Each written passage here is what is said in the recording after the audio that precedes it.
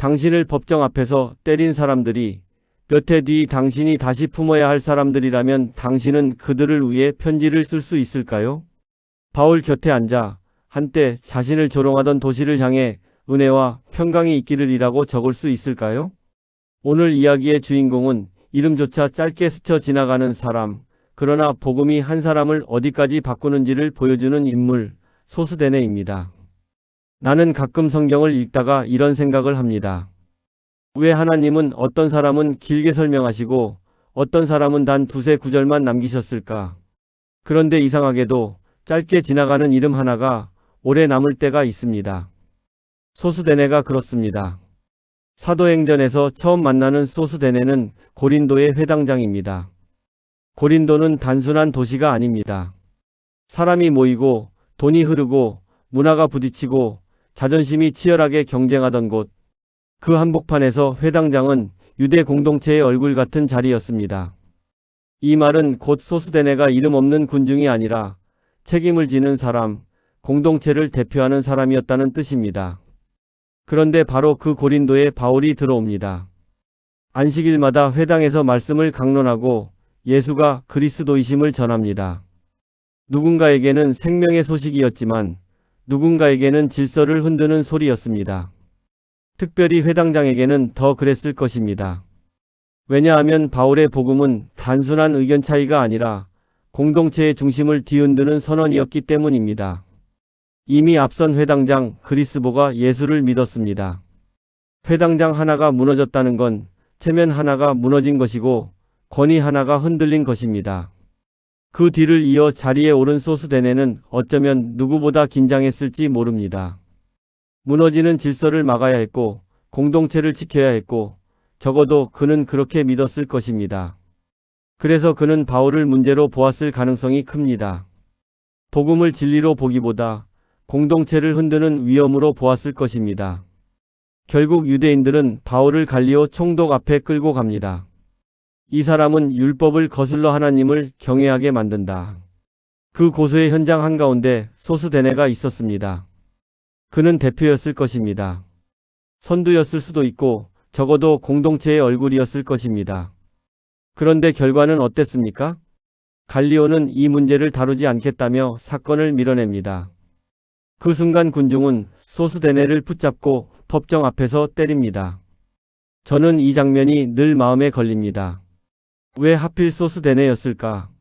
그는 바울을 고소하러 나왔지만 정작 맞은 사람은 자신이었습니다. 남을 무너뜨리려던 자리가 자신이 무너지는 자리가 되었습니다. 체면은 산산이 깨졌고 권위는 땅에 떨어졌고 사람들 앞에서 그는 속수무책으로 당했습니다. 갈리오는 관심조차 두지 않았습니다. 그날 소스데네는 비로소 보았을지도 모릅니다. 자기가 지킨다고 믿었던 세상이 사실은 자기를 지켜주지 않는다는 것을. 어쩌면 복음은 그때부터 소스데네 안으로 다시 들어왔는지 모릅니다.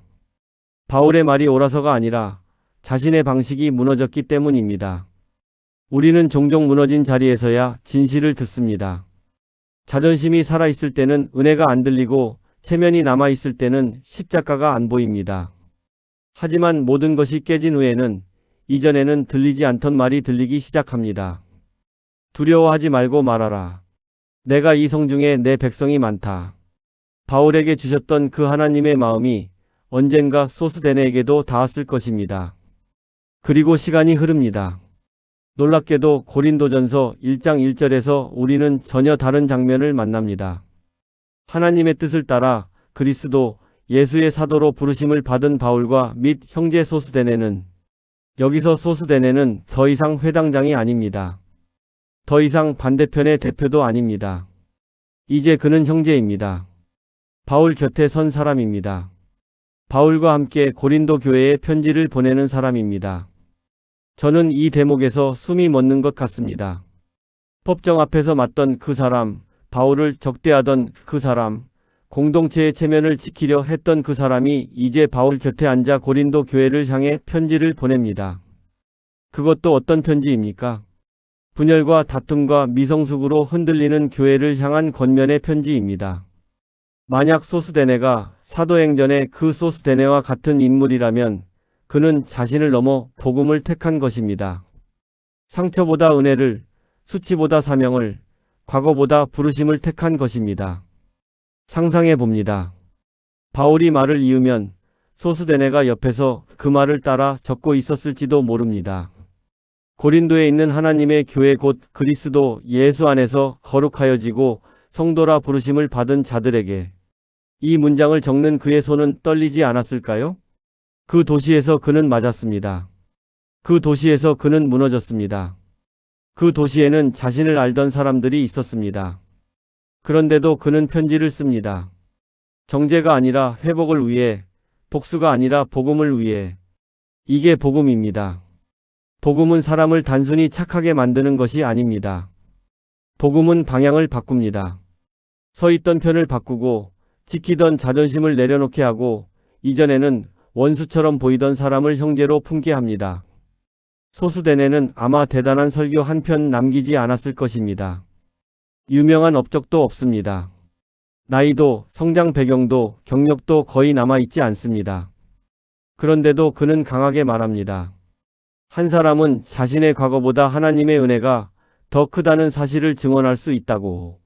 혹시 지금 누군가를 아직도 저 사람은 안 변할 거야 라고 생각하고 있습니까? 아니면 그 누군가가 바로 나 자신입니까? 나는 너무 멀리 왔다고, 너무 완고했다고, 너무 창피한 과거가 있다고 느끼십니까? 그렇다면 소스데네를 기억하십시오. 하나님은 법정 앞에서 무너진 사람도 바울의 동역자로 세우십니다. 한때 복음을 막던 사람도 복음을 전하는 편지의 첫머리에 세우십니다.